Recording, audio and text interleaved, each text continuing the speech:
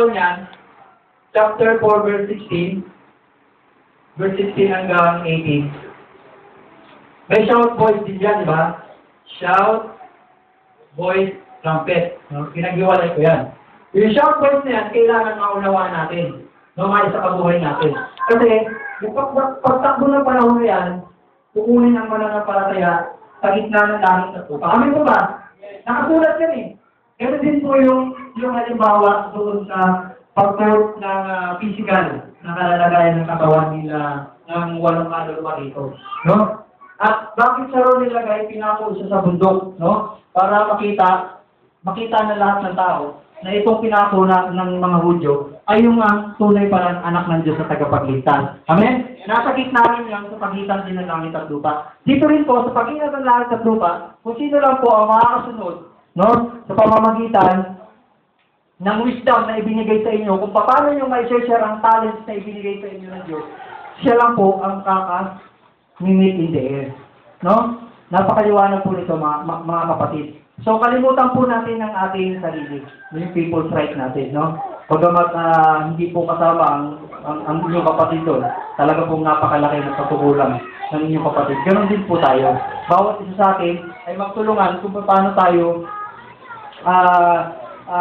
makasama sa meeting in the air na inaantay po natin, no? With patience, yung sinasabi kanina ni Haring Solomon, no? How did you find in your desire the wisdom, no? Sincerely, earnestly. Meron earnestly, di ba? Meron tayong dapat impok. Meron pala tayong dapat na ipunin, no? Meron pa una, no? Meron pala dapat gawin. Hindi lang basta hanapin ang kingdom, kundi yung righteousness. Amen? Praise the Lord. So, okay.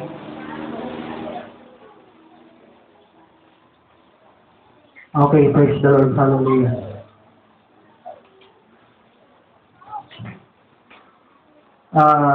Okay.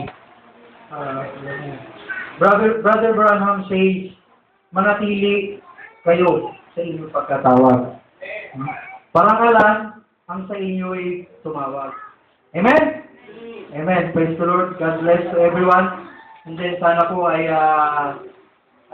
naunawaan natin ang mensahe ng banal na salita sa umaga nito. Amen?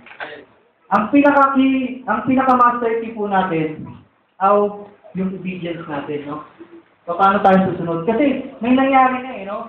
Tumakbo na ang panahon, nalaglag yung Hudyo, no? Nalipat ang kayamanan sa atin, sa mga hintil, no? Papayagan pa ba natin mga kapatid na itong kayamanan ay mawala sa mga hintil sa atin? Hindi na, kasi tayo binigyan ng wisdom, no? Itong wisdom na to, umiiyak at tumatawag para sa mga church. Para sa church, para sa may destiny. So, destiny sa langit. Amen? Yung destiny kasi dito, para sa mga may iwan dito. Huwag naman po sana tayo, dito sa atin dito, yung destiny natin dito. Hanggang dito na lang, no? Kaya ito po, sarado na, wala na akong prophet, wala na akong milenyo. Kasi doon na natin nanamnamin ang lahat ng mga bagay na to. Amen? So, hanggang dito lang po. At salamat po sa mahal na Panginoon. At palakpakan po natin ang Diyos sa buhay. Hallelujah! Hallelujah! Okay. Tayo pa po ay naligayahan sa umagang ito. Okay. Mga kapatid, encouragement ko lang po ang pagiging pagmamahal natin sa Isus. Magtulungan po tayo. Kasi po, meron po akong need na testimony again.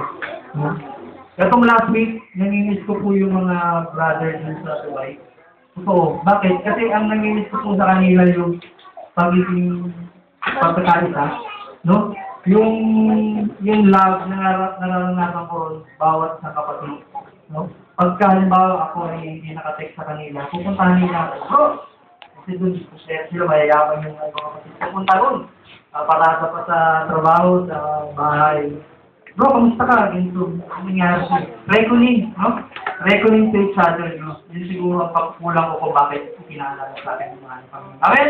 Hindi ko po sinabi to para ako'y puntahan ninyo, pero para sa akin to, no? Na dapat pala ako ay pumunta sa ating mga kapatid na nanginig. Amen? Praise the Lord. Everybody say praise the Lord. Hallelujah! Congratulations. Okay, tayo po. Ano po tayo? At sumali po ako sa run.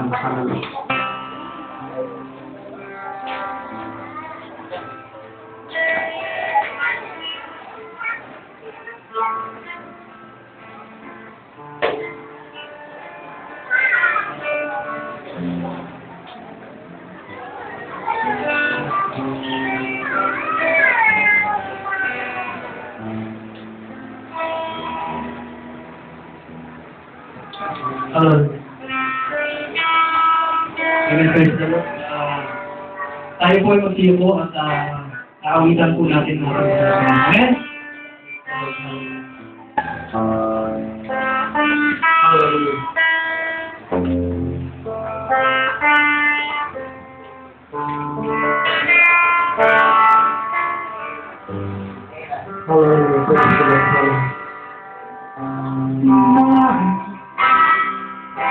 The Lord of the earth, just to know my name, just to feel my heart.